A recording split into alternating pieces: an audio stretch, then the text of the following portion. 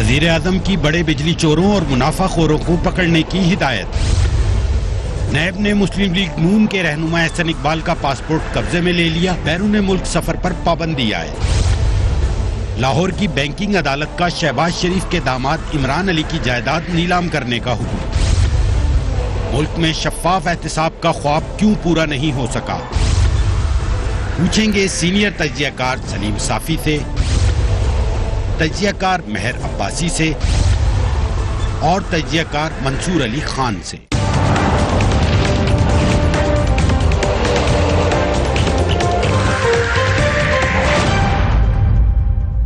Warm welcome to the show. Tehreek Insaf के election में कामयाबी की एक बड़ी वजह करप्शन के खिलाफ उसका बयानिया था। वजीर आजम इमरान खान की सियासत का सारा महवर करप्शन का जिक्र था। वो मुल्क के तमाम मसाइल की जड़ करप्शन को ही करार देते थे। साथ ही साथ मुल्क लूटने वालों को जेलों में डालने का वादा भी करते थे। इक़्तिदार में आने के बाद भी काफी अरसे तक करप्शन करने वालों को पकड़ने के दावे किए जाते रहे। वजीर आजम इमरान खान अपनी हर तकरीर में ऑपोजिशन रहनुमाओं को ना छोड़ने और किसी को भी एनआरओ ना देने का कहते रहे। Let's watch him. मैं ये आज वादा करता हूँ, अल्लाह के सामने करता हूँ कि इनको एक आदमी से नहीं छोड़ूंगा। ये भी मेरा वादा है कि किसी किस्म का एनआरओ किसी डाकू को नहीं मिलेगा। मुल्क मकरूज है, उसकी बड़ी वजह 2 एनआरओ थी। जो भी सोच रहा है कि ये हुकूमत किसी को एनआरओ देगी, वो ये समझे कि अगर हम देंगे हम इस मुल्क से गद्दारी करेंगे।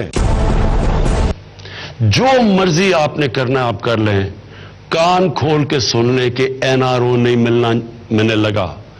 किसी करप्ट आदमी को मैं नहीं छोड़ने लगा। मैं ये अवाम से वादा करके आया था कि मैं इस मुल्क में करप्ट लोगों को जेलों में डालूंगा। लेकिन जून जून तमाम गिरफ्तार रहनुमा रहा होते जा रहे हैं। तहरीक इंसाफ का करप्शन के खिलाफ बयानिया दम तोड़ता दिखाई दे रहा है। एक नजर ऑपोजिशन के रहा होने वाले रहनुमाओं पर डालते हैं। मुस्लिम लीग नून के सदर मियां शहबाज शरीफ आशियाना हाउसिंग स्कीम और रमजान शुगर मिल्स में बदउनवानी के इल्जाम में गिरफ्तार हुए। उन्हें अदालत ने जमानत पर रहा कर दिया और अब वो लंदन में हैं। मरीम नवाज की चौरी शुगर मिल्स में जमानत मंजूर हुई और वो आजाद हैं। शाहिद खान अब्बासी पर LNG मुआहदे में करप्शन के इल्जाम थे, मगर वो भी जमानत पर रहा हो चुके हैं। मिफ्ता इस्माइल LNG केस में गिरफ्तार हुए, उन्हें भी जमानत पर रहाई मिल गई। एहसन इकबाल पर नारोवाल स्पोर्ट सिटी में करप्शन के इल्जाम थे, वो भी जमानत पर रहा हो चुके हैं। राना सनाउल्लाह मंशियात स्मगलिंग के इल्जाम में गिरफ्तार हुए, अदालत ने उन्हें भी जमानत पर रहा कर दिया। जाली बैंक अकाउंट्स केस में साबिक सदर जरदारी गिरफ्तार हुए, मगर उनकी भी जमानत मंजूर हुई। आसिफ जरदारी साहब की हमशीरा फरियाल तालपुर भी मनी लॉन्ड्रिंग केस में जमानत पर रहा हो चुकी हैं। डॉक्टर आसिम पर 450 अरब रुपए करप्शन के इल्जाम थे, वो भी जमानत पर रहा है। मनी लॉन्ड्रिंग केस के मरकजी किरदार अब्दुल मजीद गनी की जमानत भी मंजूर हो चुकी है, जबकि मियां नवाज शरीफ जो कि सजा याफ्ता हैं, उन्हें भी वजीर आजम ने कैबिनेट के फैसले के बाद बाहर जाने की खुद इजाजत दी। तहरीक इंसाफ 1.5 साल से इक़्तिदार में है, लेकिन वो ना तो अपने वादे के मुताबिक लूटी हुई दौलत वापस ला सकी है और ना ही करप्शन में मुलव्वस अफराद को सजाएं दिलाने में कामयाब हुई है। वो लोग जिनको खुद पाकिस्तान तहरीक इंसाफ कहती थी कि इन्होंने करप्शन की है। मामला कहां पर डगमगाया, कहां पर मसला खराब होता हुआ नजर आया? आई कम टू यू सलीम साफी साहब। अगर ये नारा लगाती थी PTI कि हमने करप्ट को पकड़ना है, लोगों को जेलों में डालना है, तो पॉपुलर भी इस वजह से हुई। ये कोई गलत नारा तो नहीं था, लेकिन फिर वजह क्या हुई, उसके बाद क्या हुआ?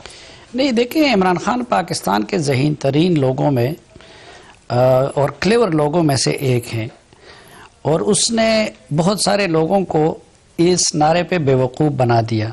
हमारा मीडिया भी उसमें शामिल है। बड़े अच्छे भले लोगों को ये नारा किसने नहीं लगाया?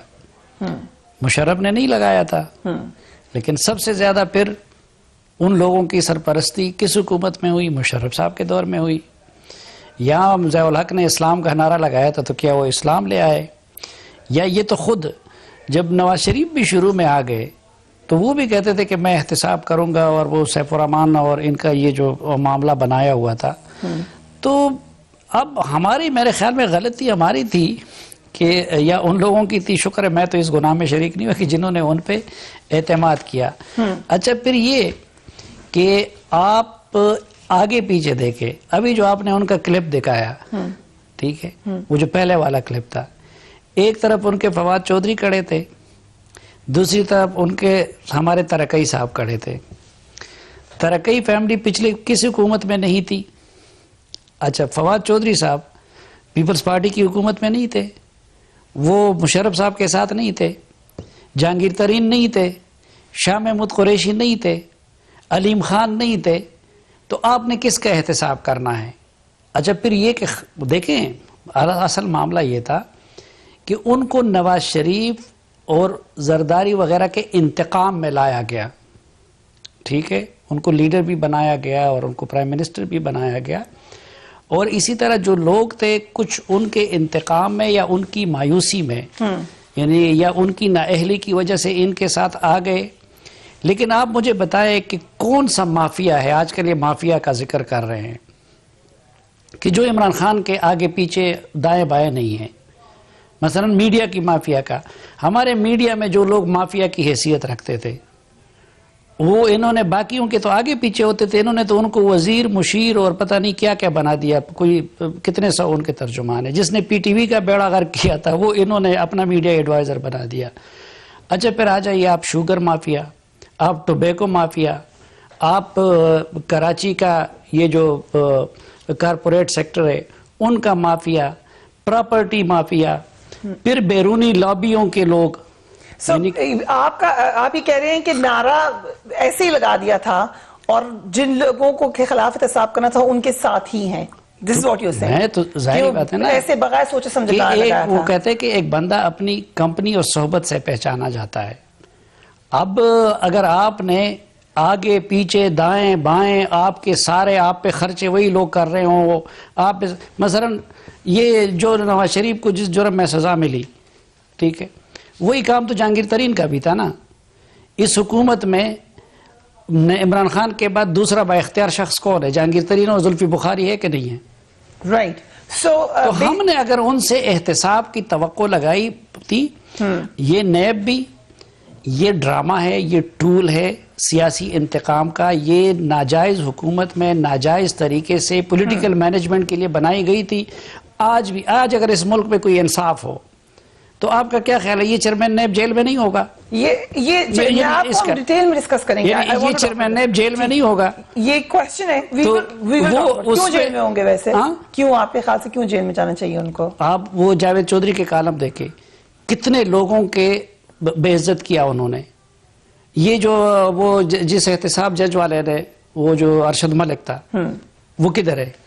ठीक, वो क्या वो इस काबिल नहीं है कि उनके जेल में डाला जाए? ओके, तो ये मेरे ख्याल में इमरान खान ने कोई वो नहीं की, उन्होंने होशियारी, जिन लोगों ने उनसे एहतसाब की तवक्को लगाई थी उन लोगों को अपने अकल पे मातम करना चाहिए, इमरान खान से गिला करना। चलिए, very interesting. I come to you Mehar Abbasi साहबा, खास तौर पे अगर हम ये मनी लॉन्ड्रिंग केस देख लें, फेक अकाउंट्स देख लें, आपने बहुत प्रोग्राम्स किए उस पर। आई रिमेम्बर कि आपने बहुत ज्यादा खासतौर पे JIT पे बड़े इन डेप्थ प्रोग्राम्स भी किए। तो ये लग रहा था कि ये मामलात ऐसे हैं जो इतने संगीन नहीं साबित होंगे, उस वक्त तो लगा था ये बहुत संगीन मामलात हैं। फिर क्या हुआ एहतसाब के मामले को? देखिए, इधर मसला निज़ाम का है, मसला इधर नीयत का भी है शायद टू लार्ज एक्सटेंट, जिस तरह साफी साहब कह रहे हैं, मगर बाय एंड लार्ज कॉम्पिटेंसी का भी है। तो ये अनटू इटसेल्फ एक बहुत बड़ा सवाल है कि क्या इन केसेस में दम नहीं था, या ये मेरिट के ऊपर थे ही नहीं सिरे से टू बिगिन विद, या एक लार्ज पार्ट ये है कि इस्तिगासा कमजोर है। White collar crime all over the world बहुत मुश्किल होता है इन्वेस्टिगेट करना, कन्विक्शंस लेना, और पाकिस्तान में तो वैसे ही वाइट कॉलर क्राइम के एक्सपर्ट्स भी एक या दो होंगे, counting on your fingers professionally अगर देखा जाए तो। सो आई थिंक ये नैब का कॉम्पिटेंसी का भी बहुत बड़ा इशू रहा है, क्योंकि नियतों के हवाले से बहरहाल एक सवाल उठता रहा है, वो साफी साहब भी बड़ा डिटेल में बता चुके हैं। मैं उस पर कॉमेंट नहीं करूंगी, मगर ये हम देखते जरूर हैं कि अनफॉर्चुनेटली अभी तक तय नहीं किया गया कि किसको कब अरेस्ट करना है, फॉर इंस्टेंस कौन सी स्टेज के ऊपर करना है, इंक्वायरी पे, इन्वेस्टिगेशन पे, रेफरेंस बनने के बाद एक एडहॉकिज्म है जिसके ऊपर नैप चल रहा है। एंड उसके बाद जितना एक मीडिया ट्रायल हो जाता है लोगों का, और ये कहा जाता है बड़े ठोस शवाहिद मौजूद हैं और करोड़ों अरबों रुपए की करप्शन है इधर, और खोदा पहाड़ निकला चूहा, निकलता कुछ नहीं है। पिछले 1-1.5 साल में हमने यही देखा है कि गिरफ्तारियां धड़ धड़ करके करी जा रही हैं और उसी तरह फिर लोग निकल भी रहे हैं, रिहाइयां भी हो रही हैं। सो आई थिंक कि ये अदालतें भी, अगर आप रिमार्क्स देखें और ऑब्जर्वेशंस देखें, तो कॉम्पिटेंसी के ऊपर बहुत सवाल उठा रही हैं कि इस्तगासा कमजोर क्यों होता है, होमवर्क पूरा किया क्यों नहीं जाता, क्यों ये महसूस हो रहा है कि जैसे फवाद हसन फवाद का केस भी देख लीजिए कि और लोग जो लिस्ट में थे या जिनके ऊपर इल्जाम लगाया जा रहा था उनको आपने अरेस्ट नहीं किया, इनको कर लिया गया। So these I think this was by and large appreciated by the government because उनके नैरेटिव को ये फीड कर रहा था करप्शन के खिलाफ। मगर जब ये अभी रिहाइयां हो रही हैं तो उसका पॉलिटिकल लॉस जो है, कैपिटल लॉस जो है, वो भी इसी हुकूमत को जाएगा। आप ये नहीं कर सकते कि जब आपका दिल चाहे तो आप तालियां बजाएं कि देखिए अरेस्ट हो गए, और जब ये रिहा हो, बेल के ऊपर निकले या कोई रेफरेंस दायर ना हो, FIR भी दर्ज ना हो, तो उसके बाद आप खामोश हो जाएं। तो उसका फिर आपको ये नहीं, तब आप ये नहीं बैठ के कह सकते ऑटोनमस बॉडी है, इंडिपेंडेंट बॉडी है, अपने तय काम कर रहे हैं। You can't have it both ways. So इसका कैपिटल लॉस तो बहरहाल गवर्नमेंट को सियासी एतबार से होगा, मगर कॉम्पिटेंसी एक बहुत बड़ा इशू है जिसके ऊपर काम करने की जरूरत है। आप एक मर्सिडीज और सुजुकी की रेस नहीं करा सकते। तगड़े लोगों के बड़े बड़े वकील होते हैं, करोड़ों में वो अपनी तनख्वाहें लेते हैं, अपने पैसे लेते हैं। इधर आपके पास जो कैलिबर है, जो वकला हैं, जो एक्सपर्ट्स हैं, उनका वो म्यार है ही नहीं।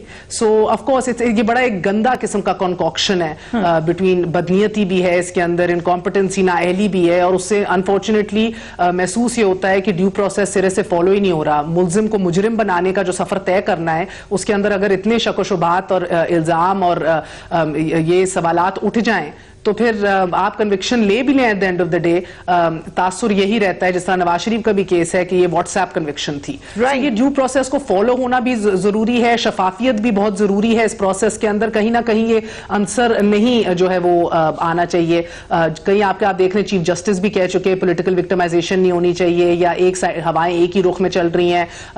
EU की कमीशन रिपोर्ट भी ये कह चुकी कि भारी पांव जो है वो सिर्फ ऑपोजिशन के ऊपर ही है। तो this is, I mean, you know, this is not going in favor of anybody. Right, it's not going in favor of anybody. Mansoor साहब, I'll come to you. लेकिन सबसे ज्यादा नुकसान, जैसे कि मैंने भी कहा, PTI को होता हुआ नजर आ रहा है, क्योंकि नारा बहरहाल उन्होंने लगाया था। एहतसाब में लोगों का, बहुत सारे लोगों का बिलीफ है, तो क्या वो ये समझें कि ये नारा हमेशा मिसयूज ही होता रहा है, जैसा कि साफी साहब ने कहा, या मसला नैब का है, इदारों का है, या नीयत का है? क्या गड़बड़ हुई यहां पर मंसूर साहब? देखिए, मेरे ख्याल में मैं इमरान खान साहब या उनकी कॉम्पिटेंस या उनकी टीम को ब्लेम करने से पहले, मेरा ख्याल में तो इस सारी चीज के अंदर जो सबसे बड़ा ब्लेम आता है, उन चेहरों को, उन सहाफियों को, उन एंकर्स को सबसे पहले तो आइडेंटिफाई करें कि जिसने इस पूरे प्रोजेक्ट को परवान चढ़ाने में दिन रात PR कंपनीज का किरदार अदा किया कि जनाब इमरान खान आएगा और उसके बाद आप देखिएगा तुम्हारे हालात किस तरह तब्दील होते हैं। वो चेहरे ये लोग नोट करें आज। इसकी वजह यह है कि जिस तरीके से हमने इनके जलसों की कवरेजेस की, जिस तरह 126 दिन के धरने के दौरान इनको हीरो बना के पेश किया गया, इसमें हम सब कसूरवार हैं, इसमें पूरा मीडिया भी कसूरवार है। मैं हंसता हूं तब जब चंद एंकर पर्संस जो हैं वो, मैं उनको देखता हूं चैनल्स के ऊपर बैठ के, वो कहते हैं जनाब देखें मीडिया के ऊपर पाबंदियां लगा रहे हैं, ये कितना जुल्म कर रहे हैं। जनाब आप लाने वाले हैं उन्हें, आप उनको क्रिएट करने वाले हैं। याद है जलसों की कवरेजेस किस तरह होती थी? ये देखें, ये छोटा सा बच्चा जो है ये तहरीक इंसाफ का झंडा बना रहा है चेहरे के ऊपर। ये देखिए लड़कियों ने जो है वो तहरीक इंसाफ के झंडे की चूड़ियां पहन कि कवरेज नहीं देनी चाहिए थी। आज अगर हम आवाज उठाते हैं कि क्यों रोक रहे हैं कवरेज से, तो उस वक्त आप कह रहे हैं कि उस वक्त भी कवरेज करनी नहीं चाहिए थी। How can we stop media from coverage? Not be so naive. नहीं, we have been doing this at particular one angle. या क्या दिखाना? नहीं, मैं बता रहा हूं ना, I'll tell you. नहीं, मैं ये नहीं, आप 100 दफा दिखाएं। आपने मौलाना फजलुर रहमान के जलसे के बाहर क्या कुछ हो रहा है कभी ये दिखाया? मुस्लिम लीग नून के या पीपल्स पार्टी के जलसों के बाहर क्या कुछ हो रहा है? क्या उसको भी उतनी कवरेज मिली जितनी तहरीक इंसाफ के जलसों को मिली? राइट, नहीं मिली ना। उसमें आपने वो बैलेंस नहीं रखा। एक मिनट मेरी बात कंप्लीट होने दें, एक मिनट ठहरिएगा। आपने वो बैलेंस नहीं रखा। आपसे मुराद आप नहीं है, आपसे मुराद आप नहीं है, मैं पूरे मीडिया को ब्लेम कर रहा हूं। अच्छा, दूसरी बात मैं वो चंद एंकर्स को सुनता हूं, वो कहते हैं ओ नहीं जनाब हम तो सहाफत कर रहे हैं, हम तो पहले भी कहते थे कि जो बुरा है वो बुरा है। नहीं, आप इस तरह नहीं करते थे।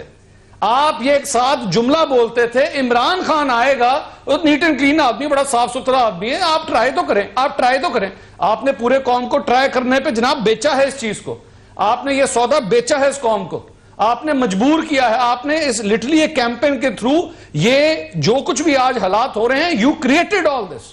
आज आप लोग आके कहते हैं नहीं जनाब हम तो सिर्फ वो कहते हैं जो गलत हो रहा है। नहीं, आप ये नहीं कहते।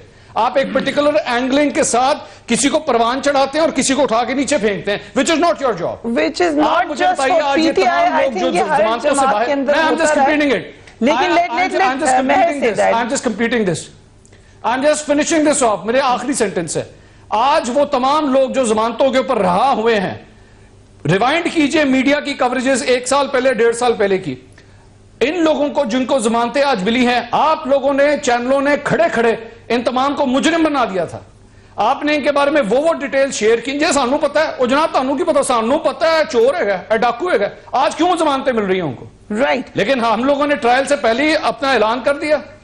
ठीक, वक्त हुआ एक वक्फे का, and we will be right back.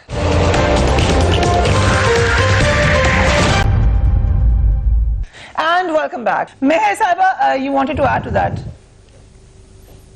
हाँ, आई एक्चुअली मंसूर की आखिरी हिस्से से मैं बिल्कुल अग्री करती हूँ कि बात सही है। इट्स बहुत अनफॉर्चुनेट, ये विशस मीडिया कैंपेन्स जो होती है ना, जिधर आप किसी को मुजरिम पेश कर देते हैं और अगर वो बरी हो जाए या साफ निकल आए, कुछ कन्विक्शन ना हो, तो एक पट्टी चल जाती है, नीचे एक टिकर चल जाता है। So that's very unfair. So ये तो बहरहाल एक it's a separate topic unto itself कि आपको एडिटोरियल बोर्ड्स रखने हैं, हमें ज्यादा संजीदा होना है, हमें रिस्पॉन्सिबिलिटी लेनी है, ये एक और टॉपिक है, and I do agree with him though. But मुझे ये लगता है कि to be very fair and honest, शायद गिन के 3 या 4 ऐसे एंकर्स होंगे जिनका मंसूर ये नाम ले रहे हैं, जो धड़ल्ले से कंटेनर पे चढ़ते भी थे और इंडोर्स भी करते थे अपने शो के ऊपर बैठ के। मुझे ये लगता है कि इनफैक्ट अगर आप अभी देखें, Imran Khan is getting very very hard media, उनको ही is a beneficiary of media absolutely, मगर अभी उनके फेवर में मीडिया नहीं है। आप देखें कि एक लार्ज चंक है जो प्रो नवाज शरीफ भी हमेशा से रहा है, वो आज भी प्रो नवाज शरीफ है, वो चंक जर्नलिस्ट का हो या चैनल्स हो।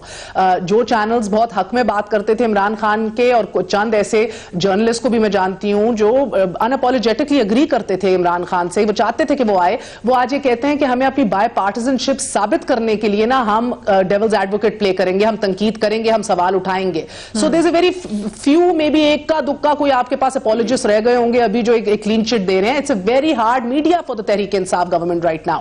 नून लीग चैनल्स, प्रो नून लीग जर्नलिस्ट तो अपनी जगह कायम है, धड़ल्ले से कायम है, और वो लोग जो हमायत भी करते थे उनको आज अपनी गैर जानिबदारी को साबित करना है, तो वो भी एक बड़ा केयरफुल रोल अदा कर रहे हैं, वो भी सवाल उठा रहे हैं, क्वेश्चंस उठा रहे हैं। जिस तरह मंसूर कह रहे हैं, बड़ा सबसे बड़ा आई मीन बेनिफिशियरी तो और वॉक इन द पार्क तो पीएमएलएन के लिए भी रही है। आप पैनामा केस के थ्रू देखें, अगर ये कह रहे हैं कि जिन लोगों ने एंडोर्स किया, मुझे लगता है उससे ज्यादा नंबर वो उन लोगों का है जर्नलिस्ट का जिन्होंने हमेशा क्लीन चिट देने की कोशिश की पैनामा केस के ऊपर शरीफ खानदान को, जिन्होंने मनी ट्रेल्स को नहीं हाउंड डाउन किया, नहीं तकाजा किया और डिमांड किया, जिन्होंने, वो गिन के चंद लोग होंगे जिन्होंने अक्रॉस द चैनल जिन्होंने अपनी दिन रात इसके ऊपर वक्फ कर दी कि हमने अब ये साबित करना है, हमने जवाब देने हैं, हमने माजी के शॉर्ट्स चलाने हैं, वॉइस नोट्स चलाने हैं, क्लिप्स चलाने हैं, हमने मनी ट्रेल्स के ऊपर सवाल उठाने हैं। So you had a very PMLN appeasing and PMLN friendly media in the past and today as well. So it's really it's not ये one sided नहीं है। महासभा शायद पीपल्स पार्टी के जिनका कोई सिंपथाइजर 2013 ऑनवर्ड्स रहा ही नहीं है, मुझे लगता है PMLN and PTI दोनों ने बड़ा बेनिफिट किया है मीडिया से। Very interesting analysis. I think Safi, क्योंकि जिक्र मीडिया का हो रहा है तो everybody has an opinion. Safi साहब, जो PMLN की बड़ी इंटरेस्टिंग बात मैंने ये की है, मंसूर साहब के भी बड़ा अहम नुक्ता है कि जो PMLN को भी हमें नजर आए सपोर्टर्स, और ये बात सच है कि पीपल्स पार्टी की सपोर्ट हमें मीडिया पे वैसे नजर नहीं आती, और PTI के भी, लेकिन PTI वाले तो फिर कहते हैं कुछ के अलावा कि हम बैलेंस करें, अब हम बात करें। कुछ एंकर्स को हमने ये भी देखा, कुछ जर्नलिस्ट को ये भी कहते देखा कि हमसे गलती हो गई थी, ऑन एयर मान लिया, मगर जो PMLN को उस वक्त सपोर्ट कर रहे थे वो आज भी कर रहे हैं। नहीं, देखें, इसमें दो चीजें, पहले ये कि अगर हम एक या दो हैं, हसन निसार साहब ने माफी मांगी और किसने माफी मांगी है, बाकी 3 लोगों के मैं नाम आपको अभी बता सकती हूँ जो उनको आरिफ हमीद भट्टी साहब और ने भी इंडोर्स शायद कौन माफी करता था यार? फिजिक आपको मीडिया स्पेस तो आपको नवाज शरीफ को भी दे रहे थे, आप डंके की चोट पे मरियम बीबी को भी दे रहे थे, अनलेस आपको पता है जिधर से डंडा आया तो सबको बंद होना पड़ा। ठीक, अच्छा जी, पहले देखें, एक तो ये कि अगर हम अपनी गलती का एतराफ ना करें तो इस्लाह की तरफ नहीं जा सकते। मसलन मैं कहता हूँ इस जुर्म में आगाज जो जिन्होंने किया था या जो सबसे ज्यादा हिस्सा डाला था, मैं जिस जंग ग्रुप में मजदूरी करता हूँ, इस जुर्म में सबसे ज्यादा हिस्सा उन्होंने भी डाला था। और ये चंद इंडिविजुअल का मामला नहीं था। मसलन 2013 के इलेक्शन के फ्रांस के एक इदारे ने सर्वे किया था। उसूल ये होता है कि इलेक्शन में कवरेज के लिहाज से जो पार्टी इख्तिदार में हो सबसे ज्यादा टाइम उनको मिलता है, सेकेंड अपोजिशन को वो जो बड़ी पार्टी होती है, और उस हिसाब से 2013 का जब इलेक्शन हो रहा था तो पीपल्स पार्टी रूलिंग पार्टी थी, उससे पहले सबसे ज्यादा हक उनका बनता था ना। उनको हमारे ग्रुप ने 10% से कम टाइम दिया था इलेक्शन कैंपेन के दौरान। दूसरे नंबर पे नून लीग, फिर अपोजिशन की सेकंड उसका मुस्तहिक था, तो दूसरे नंबर पे तो नून को मिला था, और 30% से ज्यादा वो पीटीआई को और इमरान खान साहब को दिया था, जो उस रेस में था ही नहीं। ये मैं अपने ग्रुप की बात कर रहा हूं, और जो एक इंटरनेशनल उसकी सर्वे है। तो ये लाडला जो था वो मीडिया ने उनके साथ जो सलूक हमने पीपल्स पार्टी के दौर में जरदारी साहब के साथ और उनकी हुकूमत के साथ किया है, आज इस हुकूमत के साथ उसका अशरे अशीर भी कर दे, आप देख ले कि क्या कयामत बर्पा होती है। देखिए ये प्रोजेक्ट हम सबको पता है कि 2012 से शुरू हुआ था। ठीक, उससे पहले भी ये पीटीआई इस मुल्क में मौजूद थी, ये करप्शन का इशू उससे पहले भी मौजूद था। उससे पहले इमरान खान साहब के इर्द गिर्द इसी तरह के मशकूक लोग भी नहीं थे। ठीक, शुरू में उनके साथ बड़े जेन्युइन लोग भी थे। ठीक है, तो पहले वो क्यों नहीं हो रहे थे? ये प्रोजेक्ट जब शुरू हुआ, फिर दूसरा इसमें ये भी फैक्टर था कि इमरान खान साहब एक पॉपुलर तरीन शख्स थे, वो एक सेलिब्रिटी थे, वो हीरो थे।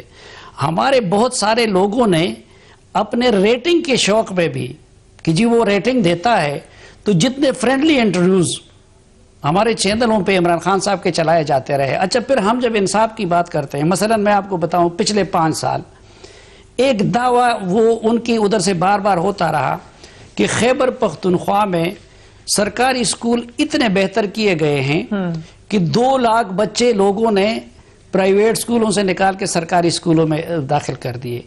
मैं चीखता रहा, चिल्लाता रहा, चैलेंज करता रहा बार बार कि अगर मुझे कोई 1000 स्टूडेंट भी दिखा दे तो मैं सहाफत छोड़ने को तैयार हूं।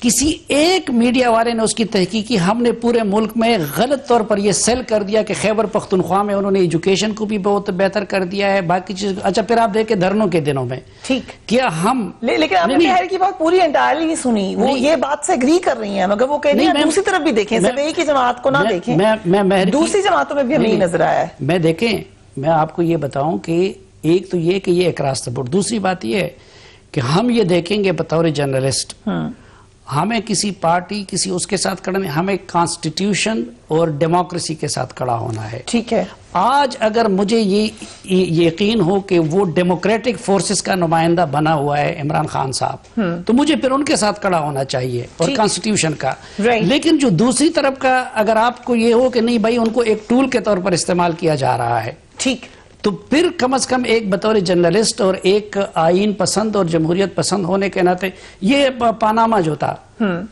वो बाकी हमने कितने बार याद किए हैं कि भाई वो बाकी लोग किधर थे। ठीक, या जितना हमने उनका फॉलो अप किया, बिल्कुल सही, उतना क्या हमने जहांगीर तरीन का फॉलो अप किया, या जितने हम इनके कर रहे हैं। ठीक, इस चेयरमैन नैब की ये हिस्ट्री हमने निकाली, सही, कि ये जरदारी साहब का नाम ही नहीं है, जो रहमान मलिक की गाड़ियों में फिरता था अपनी चेयरमैन नैब की वो बनने के लिए। यानी जरदारी साहब तो गलत है, ठीक, लेकिन उनका नामजद करता चेयरमैन नैब जो वो फरिश्ता है। वक्त हुआ एक वक्फे का, and we will be right back.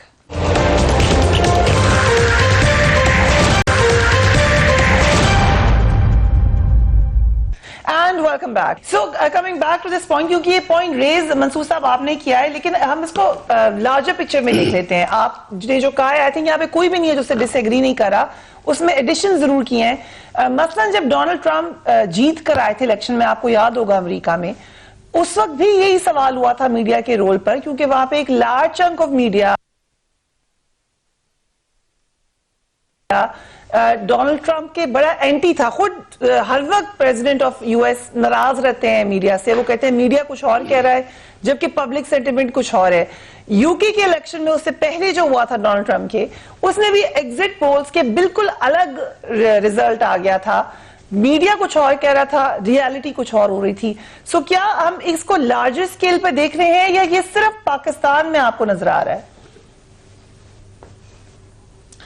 देखिए, पहली बात तो आई डोंट केयर कि अमेरिका के अंदर, इंडिया के अंदर या किसी और मुल्क के अंदर जो है वो मीडिया और पॉलिटिक्स आपस में किस तरह इंटरलिंक्ड है। That's not of my business. मेरा ताल्लुक पाकिस्तान के साथ है और पाकिस्तान में पॉलिटिशियंस को उठाना या गिराने का जो काम है वो एक बड़ा घनौना एक धंधा है जो बड़े मुख्तलिफ तरीके से होता है। अभी थोड़ी देर पहले सलीम साफी साहब ने एक जुमला बोला था कि इस प्रोजेक्ट का आगाज